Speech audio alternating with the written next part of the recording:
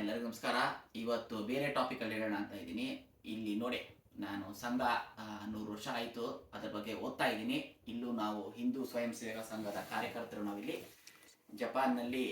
ಜಪಾನ್ನಲ್ಲಿ ಹಿಂದೂ ಸ್ವಯಂ ಸೇವಕ ಸಂಘ ಇದೆ. ನಮ್ದೊಂದು 19 ಶಾಖೆ ಇದೆ. ಇವತ್ತು ದಸರಾ ಮಿಲನ್ ಅಂತೇಳಿ ಜಪಾನಲ್ಲಿರೋರು ಎಲ್ಲ ಗಣ್ಯ ವ್ಯಕ್ತಿಗಳಿಗೆ ಇವತ್ತು ನಾವು ಅವ್ರಿಗೆ ಬಂದ್ಬಿಟ್ಟು ಫೆಸಿಲಿಟೇಟ್ ಮಾಡ್ತೀವಿ. ಆ ಕಾರ್ಯಕ್ರಮ ಇವತ್ತು ಸಾಯಂಕಾಲ 5:30 ಇದೆ. ನಾನೇನು ಹೇಳ್ಬೇಕಂತ ಇದ್ದೀನಿ, ಸಂಘದ ಬಗ್ಗೆ ತಿಳ್ಕೊಳ್ಳಿ. ಬೇಕಾದಷ್ಟು ಪುಸ್ತಕ ಇದೆ. ನನಗೆ ಮಾತ್ರ ಧರ್ಮಪಾಲ್ ಅವ್ರದ್ದು ರೀಸೆಂಟಾಗಿ ಓದಿದ್ದು, ನನಗೂ ಭಾಳ ಓದಿದ್ದಿಲ್ಲ. ಭಾರತೀಯ ಚಿತ್ತ, ಇದನ್ನು ಓದ್ಬಿಟ್ರೆ ತುಂಬ ಥಾಟ್ ಪ್ರೊವೋಕಿಂಗು. ಓದಿ. ಸಂಘದ ಪುಸ್ತಕಗಳು ಬೇಕಾದಷ್ಟಿದೆ, ಕನ್ನಡದಲ್ಲೂ ಇದೆ, ಇಂಗ್ಲೀಷಲ್ಲೂ ಇದೆ. 2 ವರ್ಷದ ಹಿಂದೆ ನಮ್ಮ ಭಾರತೀಯ ಜನತಾ ಪಕ್ಷದ ಹೋಮ್ ಮಿನಿಸ್ಟರ್ ಆಗಿದ್ರ ಆರಗ ಜ್ಞಾನೇಂದ್ರ ಅವರು ಬಂದು ನಮ್ಮ ಶಾಖೆಯಲ್ಲಿದ್ದರು.